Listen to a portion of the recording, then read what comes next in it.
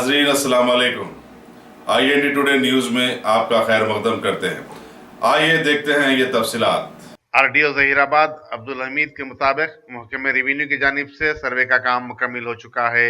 ऐसे अफराद जिनके जमीनात के सर्वे के दौरान मौजूद नहीं थे 14, 15 और 16 मार्च को अपनी जमीनात का इंदराज करवा सकते हैं। आज एक प्रेस कॉन्फ्रेंस में उन्होंने ये बात बताई है वो मेहरबानी करके अपना नाम, खाता नंबर, सर्वे नंबर, कितने ज़मीन है एक बार चेक कर लीजिए।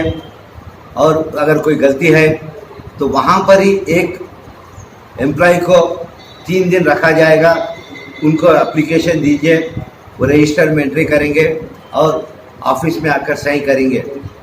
ये इसलिए कह रहे हैं कि कल जो हुकूमत की तरफ से नए पासबुक्स और टाइटल डीड दिए जा रहे हैं और जो 4000 रकम हुकूमत के तरफ से दे रहे पर एकड़ के फी एकड़ के हिसाब से, वो इसी बेसिस पे दिया जाएगा।